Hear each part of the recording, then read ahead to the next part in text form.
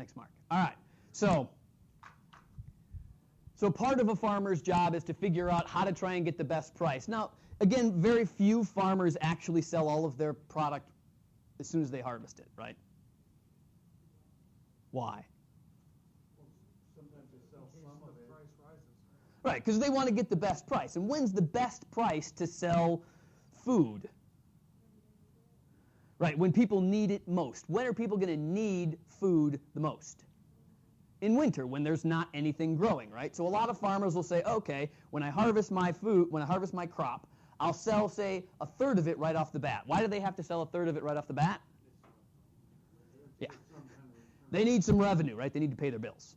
I mean, farmers are just like us, folks. They get a credit card statement every month. Yeah. Right. And then they store it until they can sell it at higher prices, because as there is less and less supply, as the supply shrinks and shrinks and shrinks, what happens to the price?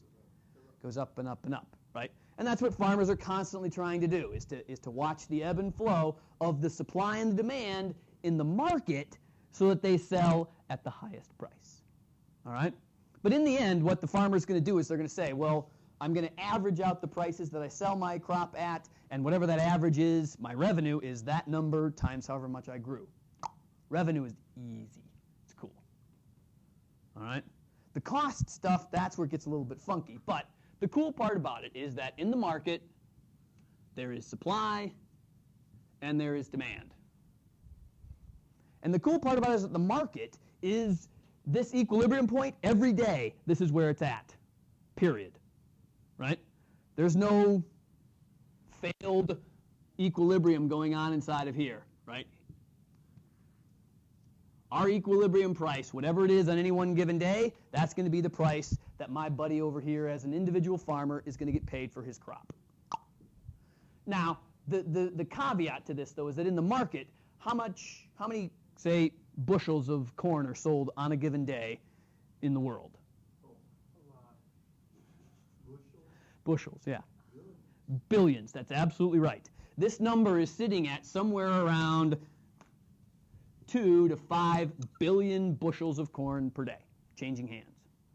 Every flipping day. I mean, that's insane, right? How much is one individual growing? Well, it could be as much as 1 million bushels. Oh, that's a huge farm. Yeah. I mean, a huge farm with like about 5,000 acres maybe get that high. But most of these people are dealing with farms that are, 100 to 500 acres. They're maybe producing 2,000 to 3,000 bushels of corn or wheat or whatever it is that they're growing per farm. So this number, flipping huge. This number, not quite so, right? Comparatively. And that's the big kicker about why they're a price taker, right? No one individual can affect the market, right? There isn't one farmer out there, there isn't even one country out there that produces enough corn that they could hoard it all for one day and make the price go up that much. Now, it can make it go up a little bit, right? I mean, think about what's happened in the corn market the last 3 years. Russia has been under a drought for 3 straight years. Their corn production has been way down. Guess what's happened to the price of corn the last 3 years, folks? Up there at $6 and $7 a bushel. For farmers, wow, I got a cousin in northwest Missouri, southwest Iowa. He's got about 1,500 acres. He grew all corn the last 3 years. He bought himself an airplane because he had to get rid of money. And he wrote it as a business expense because he's going to use it to crop dust. Nah, not in northwest Missouri. Maybe in Wisconsin. Right outside of Janesville, the corner on 14 there. You can see him still? Yeah, there's a guy out there with a plywood. Yep. Crop dust. Yep. Yeah. See? So you bet they are. So regardless, though, this is what our price looks like, right? And so let's look at what the individual farmer, who is demanding his product. You get soybeans from them? Well, I mean, eventually. But no. I want the direct connection. Who does the farmer sell to?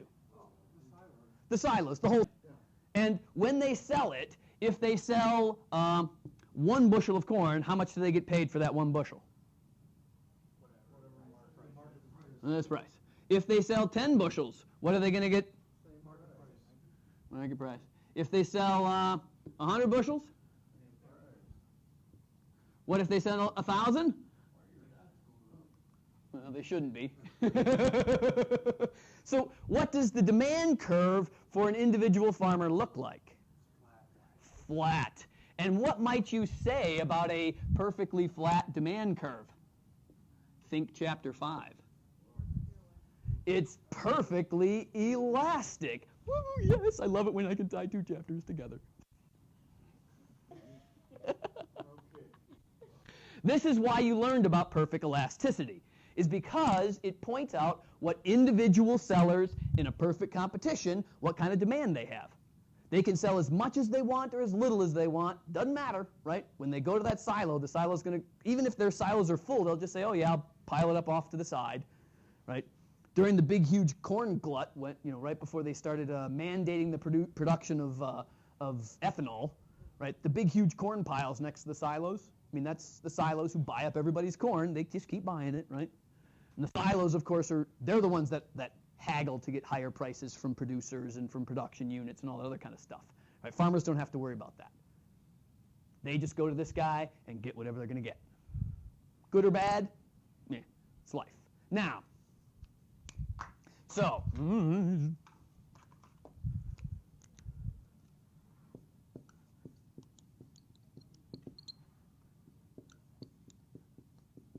so demand is perfectly elastic. Oh, that's lovely.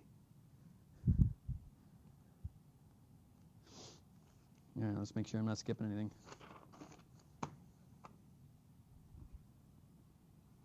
All right, so now, what does the cost structure look like for this farmer?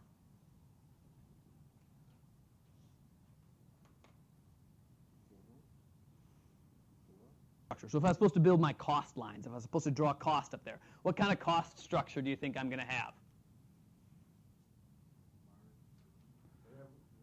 Average total, average variable, marginal. The structure, folks, always looks the same, right? I mean, the farmer is going to say, okay, here's my average total cost. Here's my average variable cost. Here's my marginal cost. And again, if you think about it, right, the farmer's got so much land, and he can buy the cheapest seed such that he's going to grow 100 bushels per acre or something along those lines.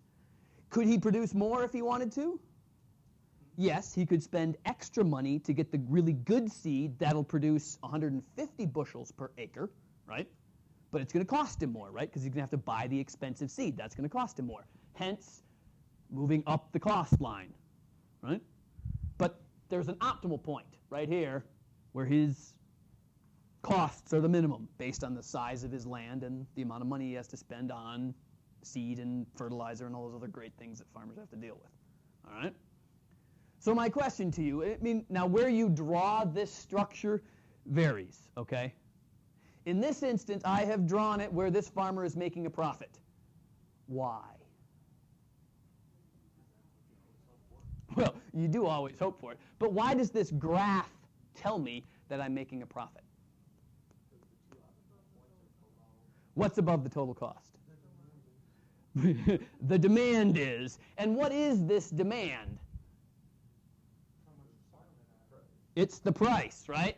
So one of the other cool things that happen to perfect competition is that your demand curve and your price curve are the same damn thing, right? And the reason we're making money is that the amount of money we get paid per bushel is more in some spots than the cost. When the price is above the cost, that's what profit's all about, folks, okay? Now, again, remember, this is economic profit, right? So this is a farmer who expects to make 50 grand a year on his farm and is now making somehow more because the price of corn is higher than he expected, okay? So The question then is, well, how does he profit maximize?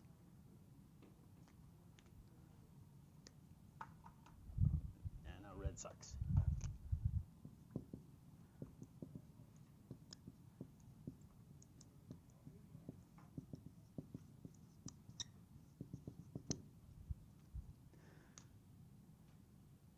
Maximization. How do you make profit when you produce a unit? Is when the amount you get paid for it, yeah, you sell it for more than it costs to make it. Okay. Which one of these lines up here represents how much it costs to make an additional unit? That's the frickin' definition of marginal cost. So that's marginal cost. How much is he getting paid on each unit? The demand line, the price, right? Since he's getting the same price no matter how much he sells, this is how much he makes in profit for each unit that he produces. Now,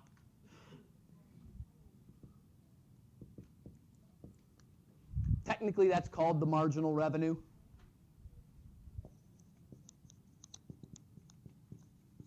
We haven't technically defined it, but I will now give you a definition right here. How much revenue is generated from selling one more unit? And since he's selling all of the units at the same price, his marginal revenue for selling an additional one, and it's the same damn thing, right? And what you will learn, or what you will see, right, of course, then, is what we care about is where is this marginal revenue more than that marginal cost?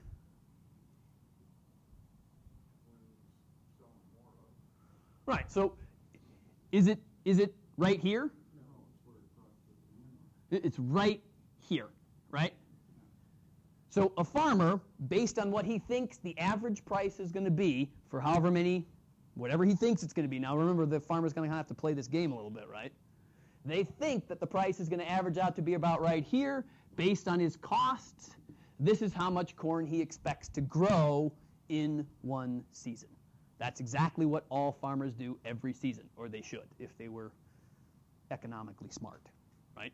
They find that point where the costs and the revenue wind up being the same.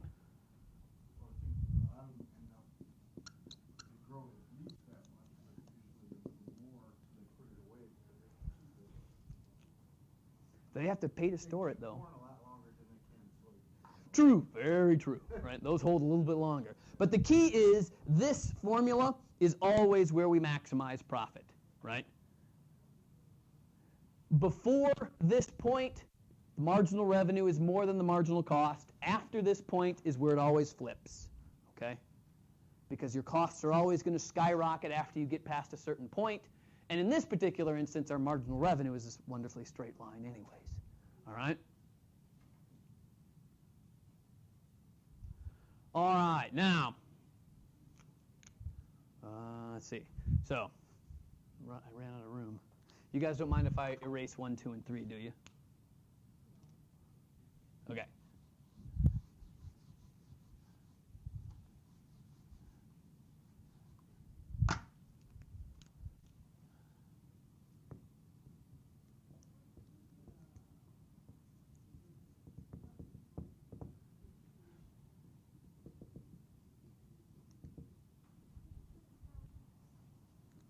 So this farmer, he's making profit right now, all right?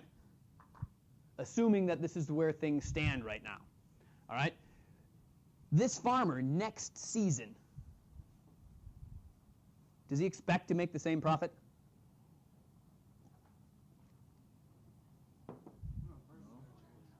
Probably not. Why?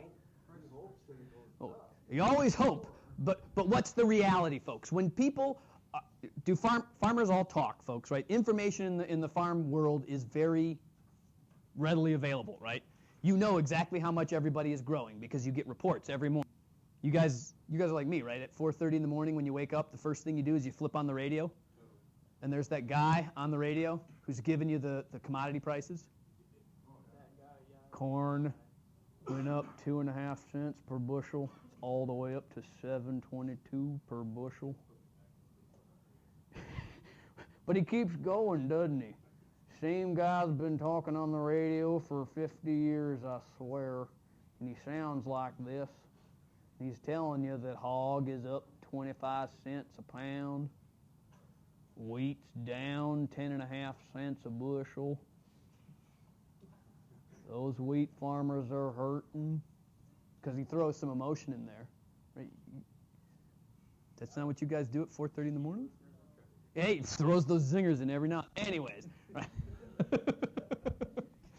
What is this farmer expect is going to happen next year? If everybody who was growing corn made a whole ton of money, there were some farmers who weren't growing corn, right? What are those farmers going to do next year? They're going to grow corn, right? I mean, what happened throughout the Midwest in the last 2 years? Corn everywhere, right? Soybeans are way down in our production set, right? And that's because demand for corn has been way up. So the problem, though, is when the prices of corn are up there and there's an economic profit, you're going to see growth in supply. What happens when supply grows? Don't tell me the demand goes down. When the supply goes up,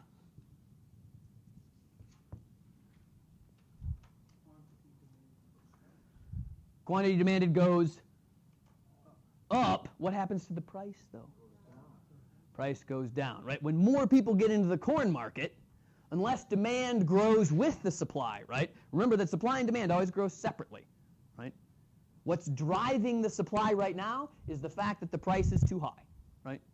Farmers are making an economic profit. So the change, if you will, the release of ceteris paribus is that farmers are looking around going, I grew soybeans last year, and you're looking over at your neighbor who grew corn, and he's flying his biplane around, waving at you while he flies over you, right? Because he's loaded, because he grew corn, and he made a killing because there was an economic profit in it. So what do next year? You grow corn, right? So eventually enough farmers will get into the corn market that the supply in the overall market grows, and that will drive the price down. So all of a sudden, what will happen next season? Here will be our new price and our new demand the next season. What's happening next season in the corn market? He won't be able to make as much. He won't grow as much, right? The smart corn farmer looks at his neighbors and says, oh, you're all growing corn next year? Yeah, I'm going to start splitting things around a little bit, right? He'll produce a little bit less, and when it comes time to sell, he'll see, yeah, price is down. And in fact, the prices are so far down in this new setup, what's going on? There's an economic loss, right? Because here's where the price is, and here's where our costs are. Again, not accounting loss, just economic loss. So the farmer who expected to make 50 grand only makes 30 or 20 or something, right? Poor farmer who's been making $1 million every year for the last 3 bastards. Don't cry for the farmers over the last 2 years. They've been doing well. All right? So again, though, if you're making an economic loss, if the price is too low, what's going to happen next season? Yeah, people are going to get out of the corn market. And what's going to happen to the supply of corn? It's going to go down and price is going to go back up. And what's the price of corn trying to do? It's fluctuating back and forth until it reaches this wonderful spot, right? What you expect in the long run for a perfect competition is that the price will continually fluctuate back and forth, but it's basically pushing us towards this spot where everybody makes pretty much what they expected to make, right? And that's the way it's been for farmers for hundreds of years, right? Some seasons they make a good profit and they're great, put that money away because they know what's going to happen in the next 2 or 3 seasons. Yeah, they're going to have a bad season. They're going to have to go, get their savings they had from when they had a good season and use it to make up for, and that's what, in theory, you're supposed to do as a farmer, or anyone who is in a perfect competition, all right? But the long run profit, nope, too much competition, spell it correctly, and it's easy to get in and out of the market, right? Next season, do you have to grow corn if you grew it the last season? No. Sometimes for crop rotations, they won't grow it. Yeah, because they're worried about the phosphate and the nitrate counts. Yeah, I mean, there's a little bit of that going in there. But the fact remains is that you don't expect profit in the long run in the farm industry, folks, right? When you got the money, buy your plane, but when when your farm starts losing money, what do you got to do with the plane? Yeah, uh-huh. All right, so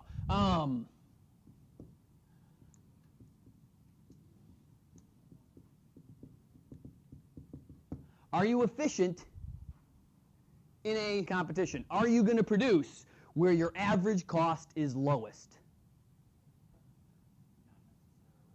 Probably not if you're making a profit or you're making a loss, but if you break even, if you wind up where you expected, right? Generally speaking, in a perfect competition, that's the spot that's most efficient, right? This is the most efficient market in the world, period, okay?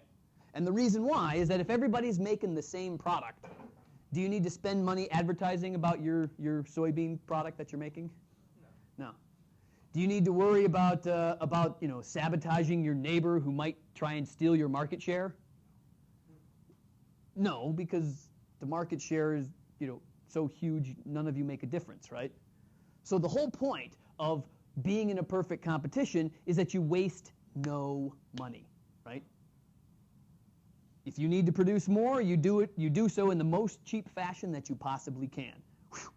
Your costs are minimized. In the long run, that's what you expect, right? This is the most efficient market structure. Because there's no reason to waste any money. You're not going to advertise. You're not going to try and sabotage. All of that stuff that costs other businesses extra money. In a perfect competition, it's not going to help you any, so all you're doing is flushing money down the toilet, and hopefully you decide not to do that. All right? All right, so as we go through these different market structures, we will talk about these additional points after we go through the first three characteristics. So these are the things that sort of happen because of the first three. Because of those first three, people in a perfect competition, they have to take the price. They don't get to set it. They can't, right? They maximize their profit, though. Everybody maximizes profit. And the cool part about it is that this maximization point is true for everybody. You'll see when we get there. In the long run, any market that has competition, in the long run, you do not expect profit, period. Because if you expect profit in the long run where there's competition, what is your competitor going to do when you're making profit? Do whatever you're doing. Yeah, They're going to copy whatever you're doing. They're going to steal your market share. They're going to steal your advertising idea. And what's going to happen to your profit? It's going to even out, right? That person's profit's going to match up to yours. You're going to lose some. They're going to gain some. You're going to wind up basically not earning economic profit. So let's imagine just batteries, ever-ready batteries, Okay. Duracell batteries. Sure. See them all out there. Mm-hmm. But sometimes you'll see them start advertising. Sure. They don't advertise a lot, but then all of a sudden you'll see them advertise a whole bunch. Sure. Is there a market in a perfect competition? Nope. Or they wouldn't be advertising? That's right. As soon as you see a company advertising, What's the point in that? what's the point in advertising? Ooh, we'll get there. They won't advertise for a long period of time. They don't want anybody advertising. Ever-ready, We'll get there. That's when you get into markets where there aren't as many players. Right? So there are certain times where you have a small number of sellers that are competing back and forth against each other. I mean, the battery makers, there's really only about 3 or 4 major ones, maybe 5. Yeah, and we'll talk about that. That's known as an oligopoly. We'll talk about it. chapter 9. All right, so this is the structure of a perfect competition. All right? Again, note that there are two sides to the coin. There is the overall market structure, and then there's the individual farmer structure. Okay? And remember what you know about graphing, right? If this is your price, you're always going to have a price that's above your average cost if you're making profit. And if you're not, then it's below. Now,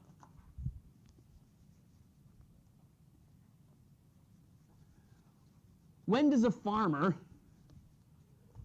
not harvest his crop? You've seen it before, right? You've seen, like even right now, if you drive around in a few spots, there's a few spots where you'll look at fields and there's a crop in there with the snow, 2 or 3 feet underneath it. They never harvested. Why didn't they? Cost them more to harvest it than it would to make it. How would you graph that structure? Like suppose here was our equilibrium price. Let's just go back to our original one that we were working on. Here was that particular farmer's demand line. How would I draw his average variable and average total cost that says I harvest this crop? Yeah, his costs have to be above his demand, right? Above the price. Now, make sure you make it enough over that. Both lines have to be above it. His average total and his average variable have to be above the price line. Because then there is no point in harvesting any of your corn, right? You dropped all that fixed cost into growing it, you're going to have... Does the farmer lose money in this market? Not right now, because of why? Does anybody know? Well, the subsidies help, but what's the real big kicker that the government has created in the last 6 or 7 years to help the farmer? You guys heard of crop insurance? Yeah, crop insurance. Basically, it guarantees that farmers make at least a standard market profit for each bushel acre that they grow. If the price is too low, the insurance company pays them the price that guarantees them the measure of profit they deserve. So that's why farmers don't harvest as much anymore. Don't they usually take that from like an average of the previous year? Yeah, there's some average sort of thing that's going on. All right, but this, folks, is what's known as the shutdown point. When your price is below your average variable cost, that's known as shutdown, okay? And it's not really an extra number, but shutdown point when price is less than your average variable cost, if I could write an A and a V. Please note that it's the variable costs that it has to be less than. Businesses will keep producing, or they'll keep harvesting, if you think of it in terms of a farm perspective, if even a little piece of this average variable cost is below the price line. That's enough, right? If they can make even just a smidgen of money from harvesting, you still do it, right? Again, and that's one of those that's... Your marginal cost line always staying the same. Yeah, always.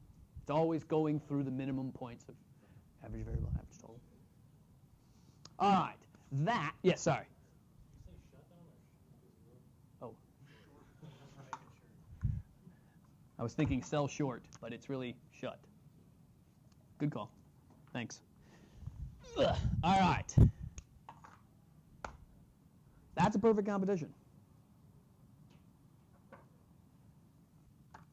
So, let's switch gears and talk about the next market structure, because just so that you guys know, we are a little behind since of the extra days that we missed. So I'm trying to catch up a little bit. Bear with me to some degree. Chapter 8.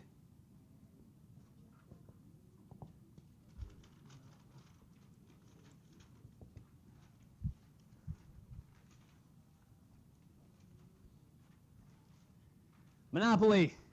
This is not the game Monopoly, folks. This is not Parker Brothers. Sorry. It would be nice. So perfect competition. What were the three characteristics of a perfect competition again? The very first three numbers? Lots and lots of sellers. No differential. Homogeneous product. Real easy to get in and out. So for a monopoly, first off, right, it's the other extreme. Basically, I'm giving you the two ends of the spectrum in your market structures. One end is where there's so many sellers it's freaking ridiculous, and now we've gone all the way over to the other side and said, yeah, one, right? We can't get to zero because if nobody makes it, then It's not being made. yeah, It doesn't exist. there's no market when it doesn't exist. Okay, good. So what's the first characteristic of a monopoly? One seller. One seller and only one seller. As soon as you get more than one seller? You're not a monopoly. Yes, okay. One and only one seller. So as soon as you get competition, this structure is gone, okay?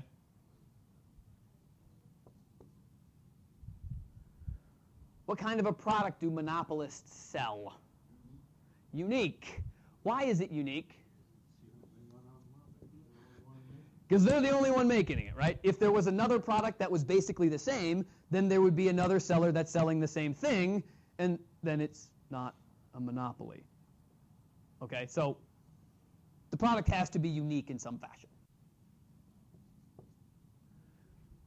How easy is it to get in and out of a monopoly? Impossible. Yeah, almost impossible, right? Almost impossible to enter or exit the market.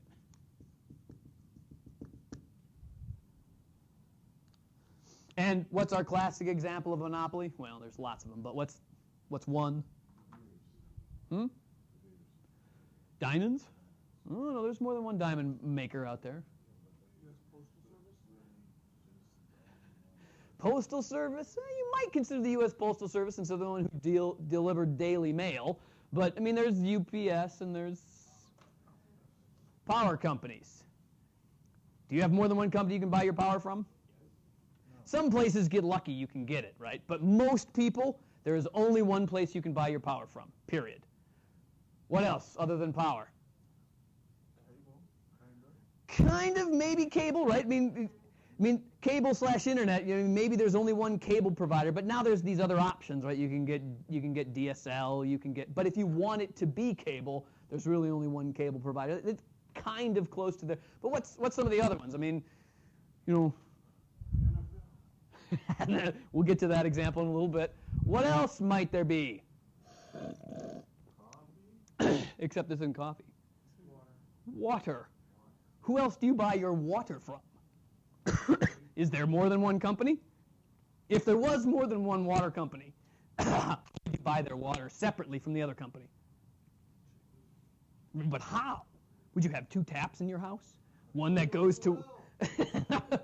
You could have your own well, right? I mean, you may not have to buy water. So what else? What do you have to do after you drink water? Sewer. Again, do you want there to be more than one company who is taking care of your sewage?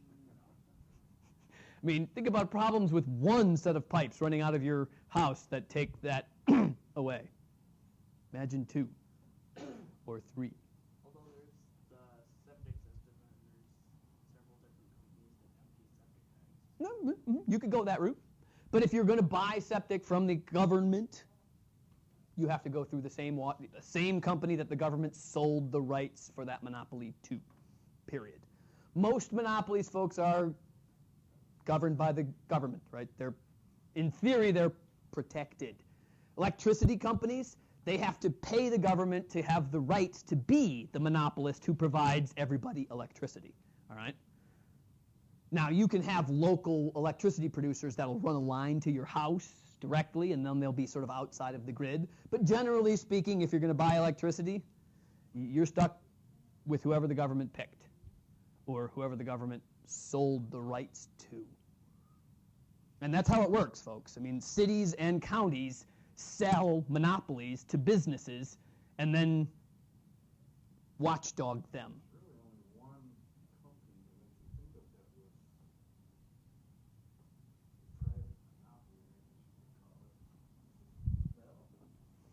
Telephone company, yeah.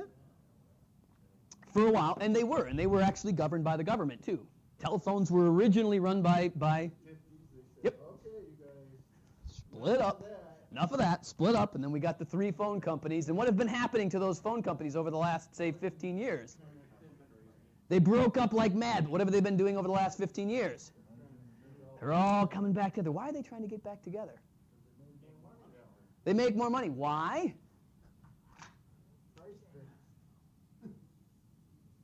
What are they trying to do? They're trying to experience economies of scale, right? I mean, they split them all up, right? They used to be really big. Now they're making them really small. Their costs went way up. In order to get their costs down, they're sort of all grouping back together. And again, also less competition equals higher prices. You could also say that like any new product that gets a patent could have a monopoly. Oh yeah, very, very much so. Drugs are very much so a monopoly structure, right? I mean, Viagra, folks, was a huge monopoly the first 5 to 10 years it was out. And a competitor figured out how to copy it, then, they were the ones that were selling it, folks. If you wanted to, fix a problem, you had to go to them. And it goes for everything, right? Whether it's aspirin, right? The first company that came up making Bayer aspirin, right? It used to be Bayer was the only company that could make aspirin when they first created the patent. They had a guaranteed monopoly for 10 years, plus an additional 5-year extension, which you can always apply for when you get a monopoly for a particular drug. It's always 15 years of a monopoly. And then you extend it by even another 2 years by changing the additive ingredient in your drug to give you an additional 2 years of monopoly power. Why do all these companies do that? Why do they want They can set their own price. Yeah, because these guys get to set the price, right? When you own the whole industry, you set the price, right? And you're going to set it. Do these guys set these prices as high as they possibly can? Not necessarily. What are they trying to do? They're trying to maximize profit, right? How do you think they're going to maximize profit? They're going to want to Make sure that the amount of money they earn from every product that they produce is more than what it costs.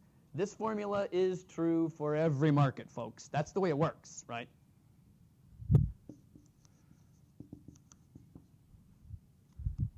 They're trying to maximize that number.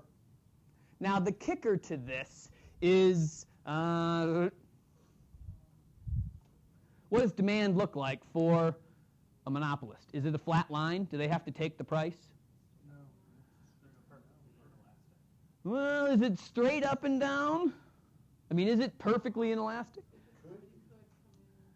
Yeah, I mean, they can't, I mean, if it costs $5,000 to buy a gallon of gas, are we going to buy a gallon of gas? No, we're going to walk. Yeah, I mean, that's when horses will come back into play, folks, right? That's absolutely right. So it's not quite perfect, but it is definitely inelastic demand. So when I draw my demand curve, what's it going to look like? Very steep, yes. Okay. So if you think about the graph, instead of demand looking like this, here is our demand line now. It's a steep line.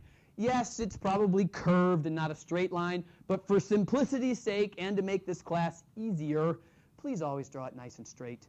It will make your life tons easier, and you'll see why in a second. All right? So, oh shit, I erased it.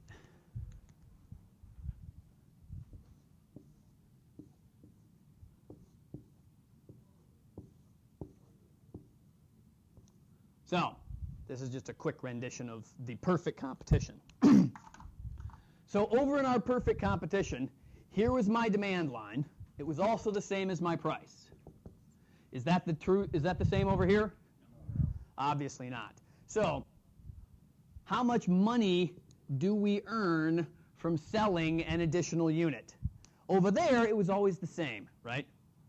Because we took the price. here we set the price.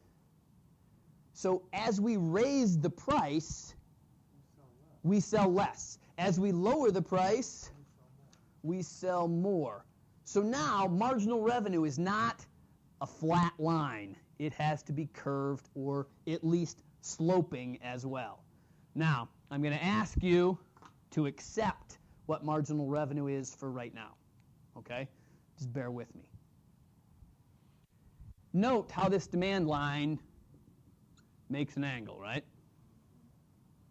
What I want you to do is to bisect that angle. What does bisect mean? Cut it in half. If you take your demand line and cut the angle in half and draw a straight line going down right halfway through, that's what the marginal revenue for for a monopoly looks like. You will do this in a problem for homework. Yeah, there's a lot of math behind this, which I don't want to get into, okay? So if you just accept that you bisect the demand line to get your marginal revenue, you're all good. Now, what does cost look like for a monopoly?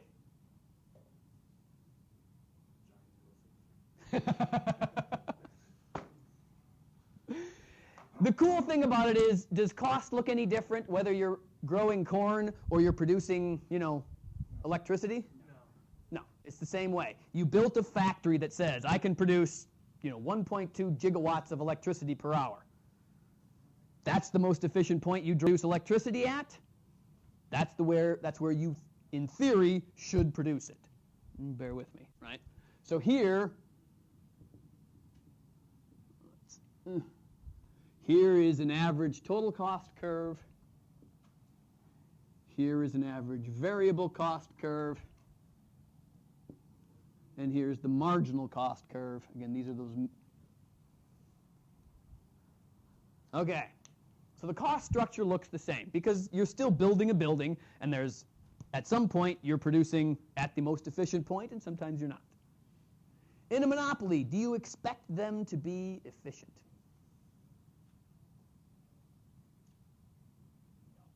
Why not? Because they're the only one. And they don't have to be, exactly. In a perfect competition where you've got tons of people fighting back and forth, you're going to figure out where to be most efficient. When you do not have everybody fighting against you, efficiency is unimportant. It helps, right? Because it minimizes cost. And we always want to minimize cost, right? Maximize profit. They're going to be as efficient as it takes to earn a profit. Exactly, or to earn the most profit. All right, so where would this monopolist produce at? Okay? Where marginal revenue equals the marginal. Exactly. Where do those two lines intersect? Here's marginal cost. Here's marginal revenue. Right here. Way below. It's way below, but think of it. This is their most efficient point, right? This is the efficient one. Are they going to produce at an efficient point? No. Now, you may look at this point and say, well, wait a second. If this is the price, is this the price they're going to set? If this is the price, notice where it is. It's below the average variable cost. Would any monopolist do that? Would they set the price below what it costs to make it? No. So what's the price? Remember, folks, that price is driven by demand. They have limited the quantity to this point. Exactly. That's the price. At this quantity where they maximize profit, right? The price they set is still driven by demand, right? How much we're willing to pay for it. We are willing to pay this much. That's what they'll set the price at. Notice, it's way above what the efficient point would be at, right?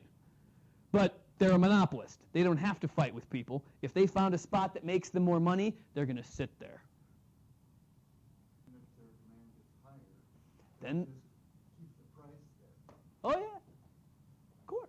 Well, what they'll do is they'll redo their maximization graph and see where the price should be set so that they maximize their profit. So when demand grows, if it moves to the right a little bit, they will increase production a little bit, but they will also raise the price. Always happens.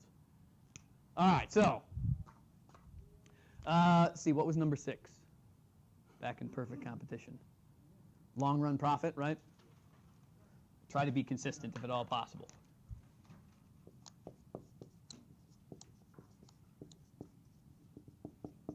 So can this profit exist for a long run? Can it last forever? No. Why?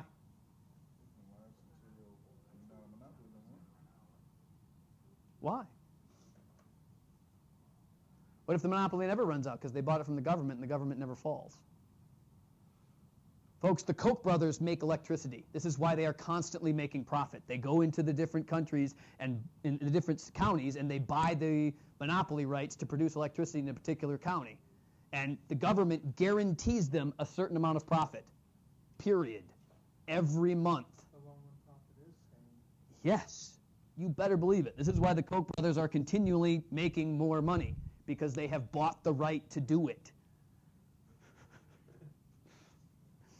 Very classic explanation of American, economics. If you have money, you can make more. If you don't, bend over.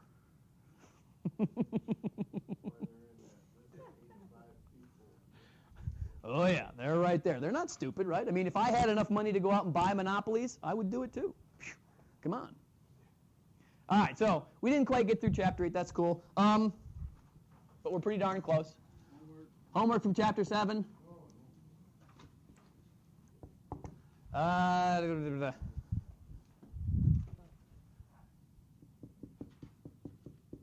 Number 4, 5, 6, and 12. Page 148, 149. Is that where it is, Mark? Yes.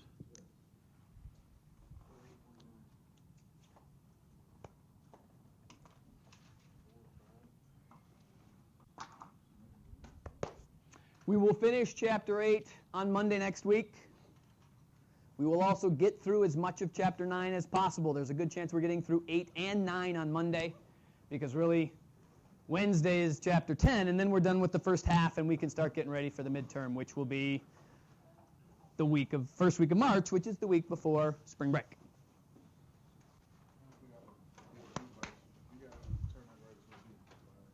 And I put grades online, so if you want to take a peek at where you're at.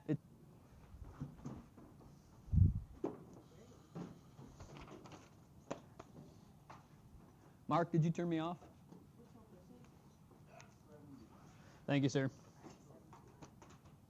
Well, he probably didn't put that quiz in.